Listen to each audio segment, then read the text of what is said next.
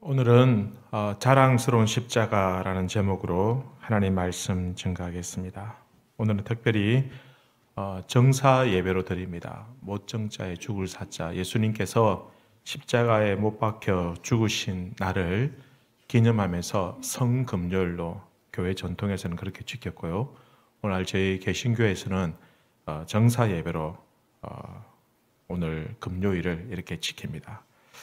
초기 기독교인들은 그들 가운데 유대인들도 있었고 또 이방인들도 있었습니다. 특별히 유대인들은 태어나면은 8일 만에 할례를 행하는 그런 관습이 있었습니다.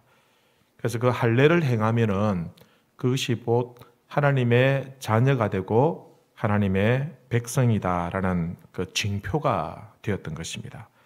그래서 특별히 유대인들 중에서 예수 그리스도를 구주로 섬기는 자들은 이제 구원받은 공동체의 일원으로서 그리스도의 제자가 되기 위해서는 할례를 받는 것을 자랑스러워하였고, 그리고 이방인들에게도 할례를 받아야 우리가 진정한 하나님의 자녀가 된다라는 그러한 가르침들을 증거하였습니다.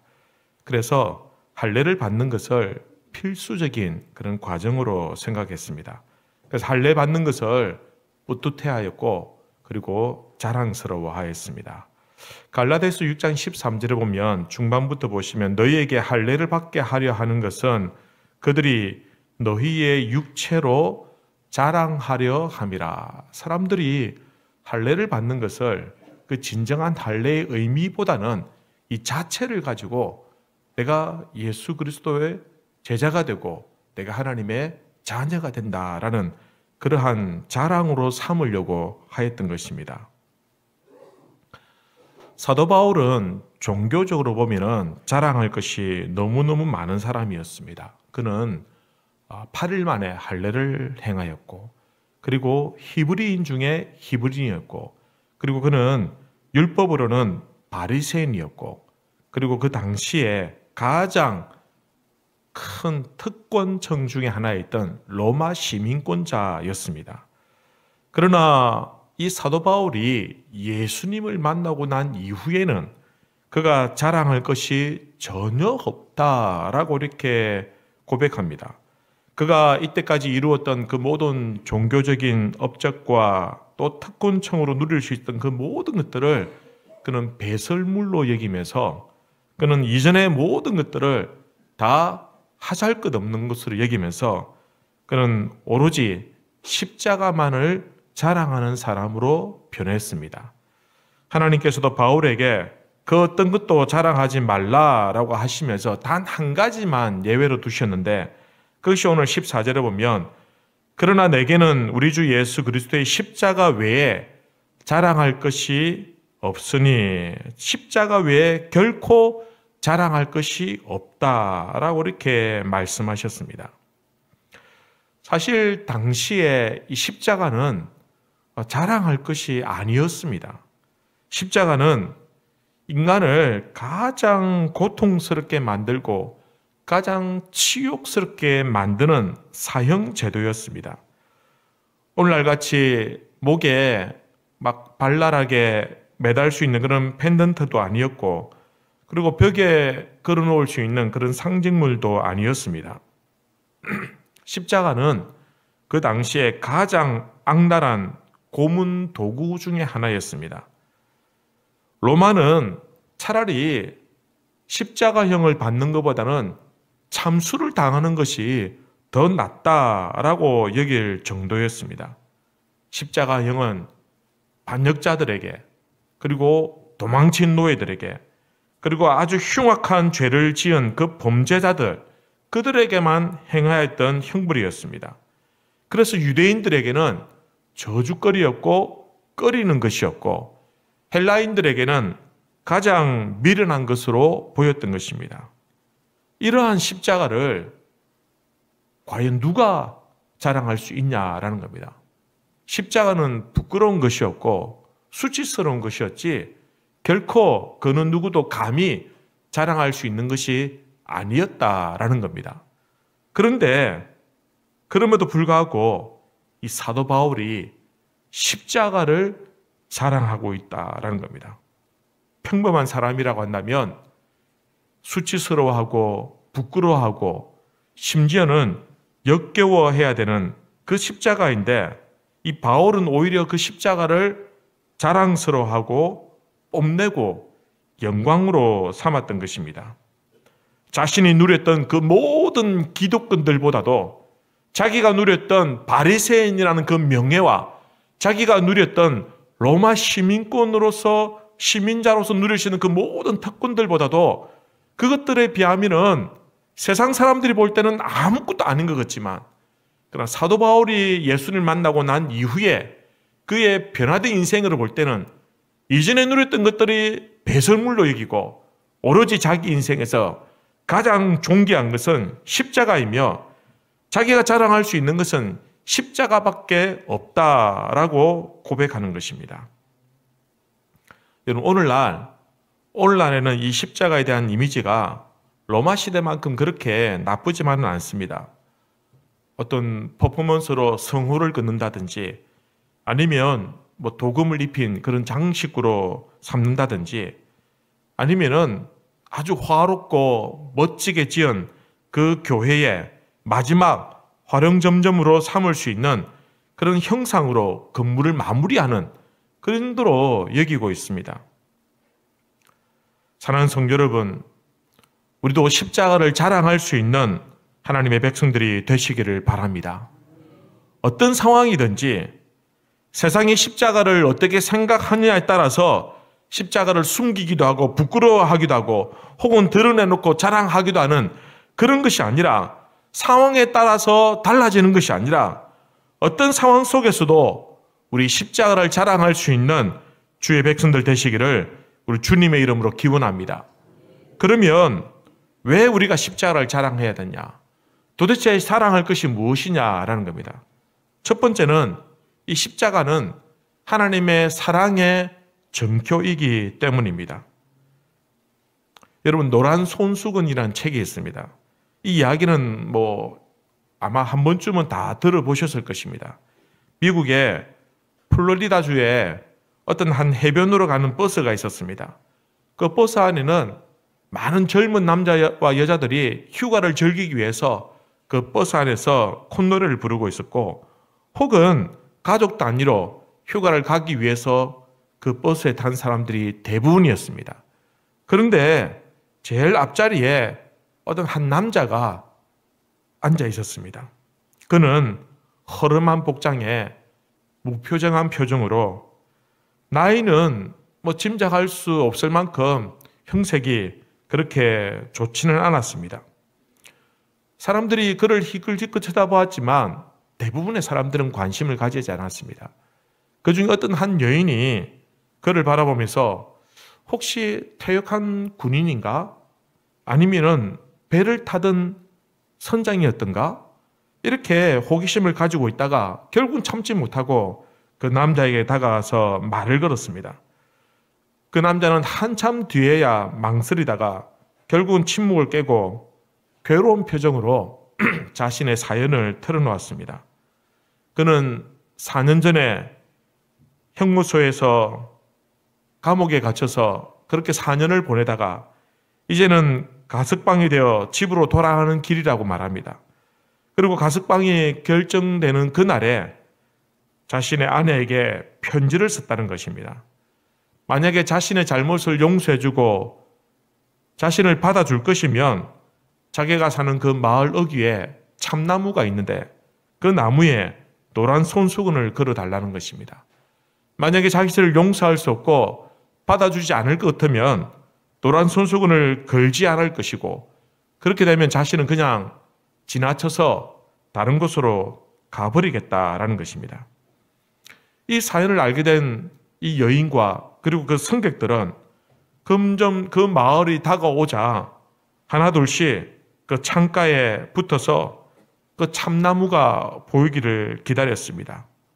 남자는 긴장하였고 차 안에는 어느덧 떠드는 사람 없이 정적이 감돌았습니다. 그때 누군가가 소리 질렀습니다. 저기 보세요! 저기! 라고 했을 때 많은 사람들이 탄성을 지르고 환호하였습니다. 커다란 참나무에는 노란 손수건이 한 장만 걸려있는 것이 아니라 수십 장, 수백 장의 노란 손수건이 온통 그 나무를 뒤덮고 있었다라는 것입니다. 그리고 그 나무 아래에는 그 남자를 잊지 아니하고 기다리고 있던 그의 아내가 서 있었습니다. 그 노란 손수건은 용서와 사랑의 정표였던 것입니다. 성도 여러분, 우리 하나님은 우리를 용서하시고 우리를 사랑하는 그 사랑의 정표로 나무의 노란 손수건 대신 하나밖에 없는 독생자 예수 그리스도를 나무에 다셨습니다.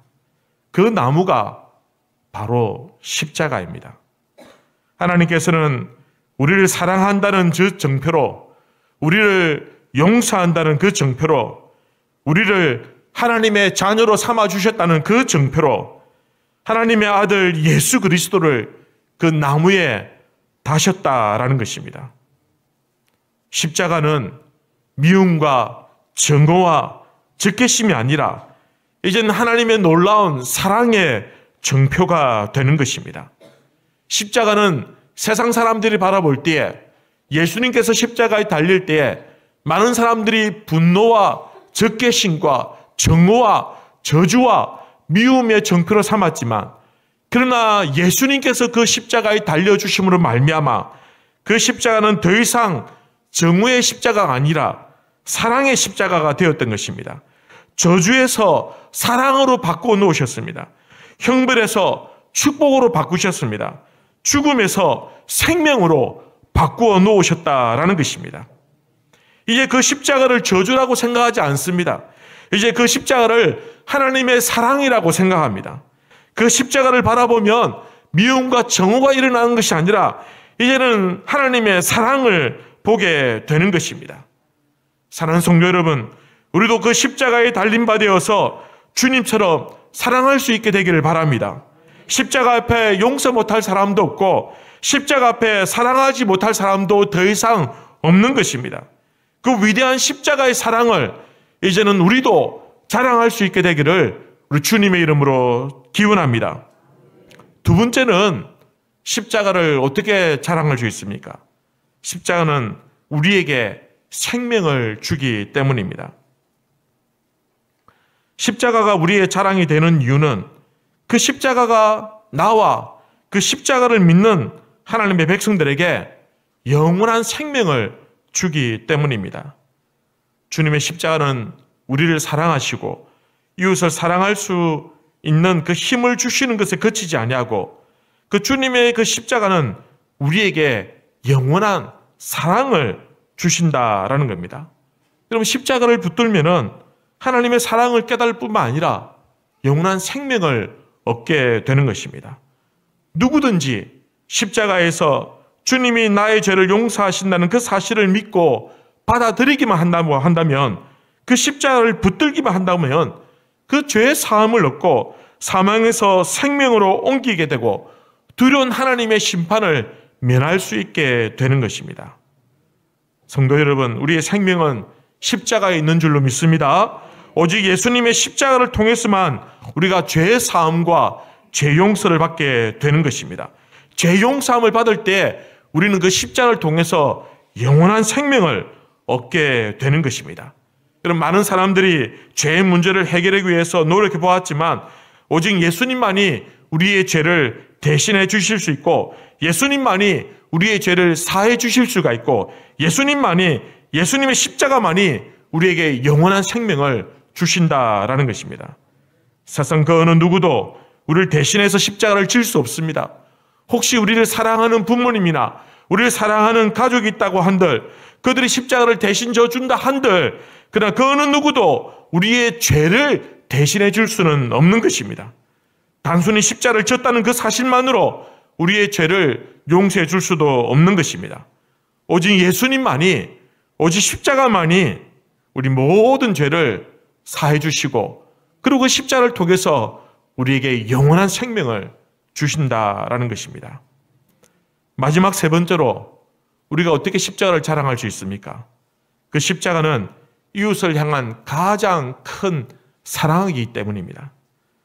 여러분, 죽어가는 사람 앞에서 생명을 살리는 약이 있음에도 불구하고 그에게 모른 척하고 외면하고 그 약을 주지 않는다고 한다면 그것은 방관의 죄를 짓는 것입니다.